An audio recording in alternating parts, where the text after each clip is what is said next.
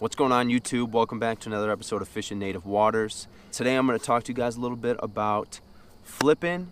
And right away we're going to kick things off. We're actually over here on a local lake, Southwest Michigan, and we're going to do some flipping.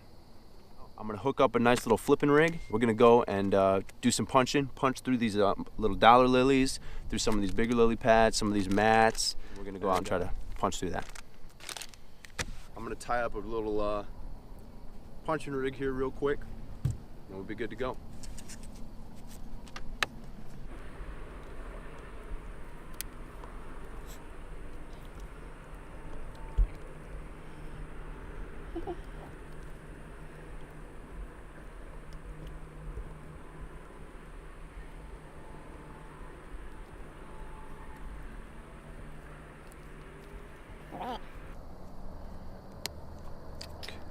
Then we're going to pair that, just a standard little flipping rig setup. This is actually a punching rig. I got an Eco Pro tungsten 3/4 ounce flipping hook. Right there is a Trocar, I believe that's a 4/0 flipping hook, and then pegged with the Eco Pro tungsten stopper. I'm actually just going to, today, I'm going to use these Bass Tournament Elite chunks. I really like these as jig trailers. I'm actually going to try flipping and punching with them because they're a little smaller. I like that small profile this time of the year.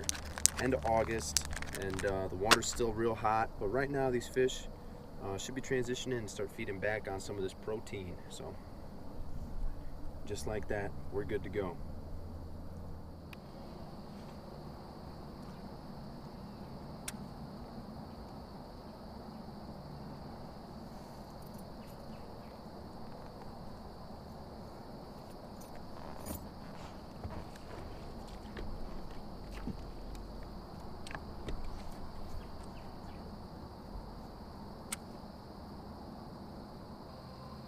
What we're doing right here was just working this lay down.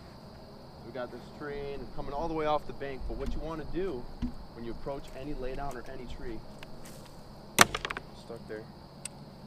What you want to do when you approach any lay down or any tree is you want to work the outside limbs first. So right now we're just making short pitches to the outside limbs, working these thoroughly. And then as you work the outside, you'll start skipping it back in there. And you're going to want to start working your way down the limbs, down to the forks. And sometimes when I pull up on a laydown, I'll pitch it 20 times before I'll get a bite. And that's how these big bass are. I mean, they don't get big for no reason. They'll sit back in there. Oh, shit. Good for that. How scary. You alright? Yeah, that's not good for these. The tungsten weight hit it. Oh, it hit the rod? Yeah. Sorry, not a big deal. As long as it don't snap. I have lifetime warranty on these Daiwa rods. These muskrat beds, dude. Yeah, I see them. These muskrat dens, I'm always catching fish off of these. Finds that structure for me. I'm gonna cast a frog up in here real quick.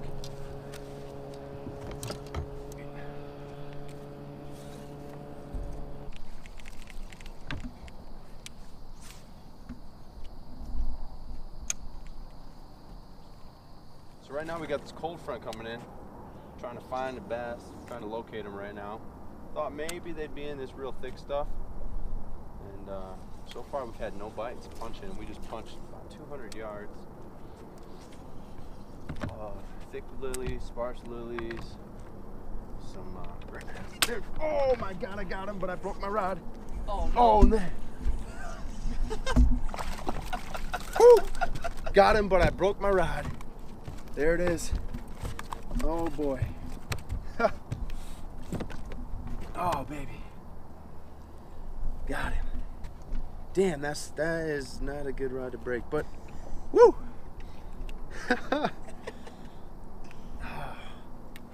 There's a nice little Michigan fish. That's pretty sweet. Check that out. Awesome. That right there, flipping that Mr. Bates D-bomb. But damn. All right, we're gonna put him in the water here.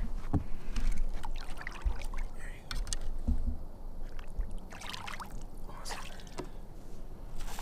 That tungsten hit it earlier? Yep, it smacked it. Smacked it. Is that right where you hit it? Yeah. Well, guys, good news is I only fish these Daiwa ZILLION rods and the Tatula Elites and whatnot. I have great customer service with them. But good news is, this is a lifetime warranty on this rod. It just snapped on the hook set. Bad news is, I got a great tournament tomorrow, and this is my freaking favorite rod of all time. And it's a JDM version, so I definitely won't be getting it replaced anytime soon. Damn. This rod caught like 500 fish for me this year. But that was pretty sweet. Time to switch it up. Well guys, just snapped that rod. Thankfully, I've got a Tatula Elite Montgomery rod in the boat. And the rod I just broke is my skipping rod. It's my favorite thing to do, but I've got a Tatula Elite in the boat. So I'm gonna rig up this flipping rod here and get back to work. What we got the last couple hours here. Probably got an hour left of daylight, hour and a half. That's the thing, man, when you're out here flipping and punching, you gotta be real selective about where you want to put it, because there's just so much stuff you can punch, you know, and that's why you're always taking notes of where you're getting bites. You know, both of those ones I got are out here on the outskirts. Yeah, they seem like they're on the outside of the pads. Not getting any bites deep in the thick stuff. Most of them are all coming on the outside edge. So we're just gonna fish the outside edge. A lot of these lakes they've sprayed, you can tell all the vegetation's all brown. The lily pads are really the only healthy stuff in the lake. Problem is, it's not their, I mean, they like lily pads, but if they can find like cabbage, they like that. They like milfoil too, believe it or not.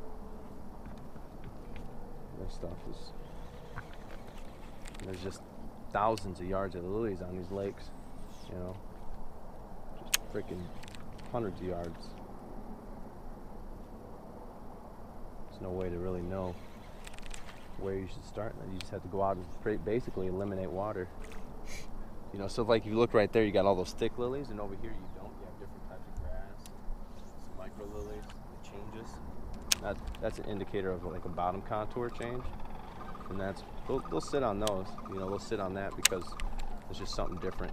It's different than the bottom substrate or difference in vegetation. It gives them good ambush point.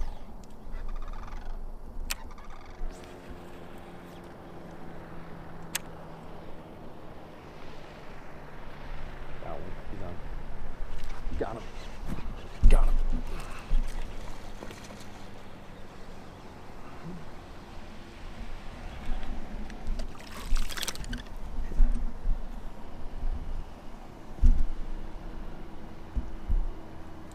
All right.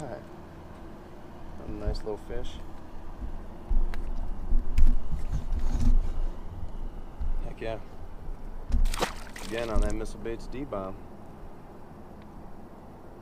Snapped the first rod, switched over to the Tatula Elite. Thankfully we had one in the boat, and we're just talking about the differences and why they're sitting on those transition lines, and we caught that fish. I don't know if the camera will be able to pick it up or not, but we caught that fish right there where you had the standing lilies coming up. There's nothing else out there but some grass, some dead grass, and a little bit of small lilies, but there's that one patch of standing lilies, and those fish will relate to more. They'll relate to isolated structure more than they will to a field of pads. So hopefully we can go down the bank here and try to catch a couple more before the light goes away. We're gonna pack up, load up to another spot, run across the lake, and see if we can find something real quick here. Water is really warm. The air is not so warm. Bet you the water's 75 degrees. I just got to read the Garmin; it'll tell me, but. Hopefully we can go and find some here at this last bit of daylight. All right, I'm going after him real quick here. I gotta tell you though, 2 hours after I poured that damn coffee in this Yeti, it's freaking scalding. It's not hot, it's scalding.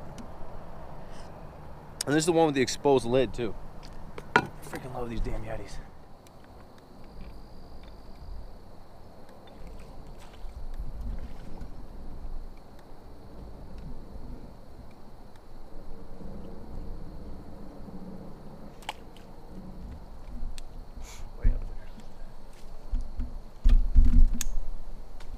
Got him. You see that? Oh my God. Way up in there. He came up out of the water to eat it. Jumped up. Did you watch it? Yeah. I was moving the camera at the same Come time up too. out of the water. There's a tree that extends off the bank up here, all the way out here, dude. Like, all the way out here. Oh, it's in the water? All the way under here.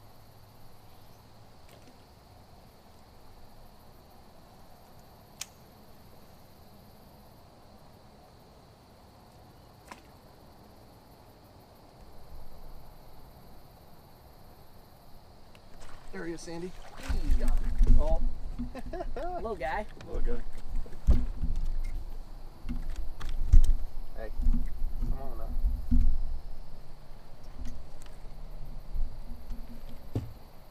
Just a little guy. There's another one. Hey. There we go. There's two fish off the same tree. Both small, but Getting bites. getting bites, man. I already pitched to this thing probably 12 times before I got bit. You just gotta be patient. Work your way down the limbs.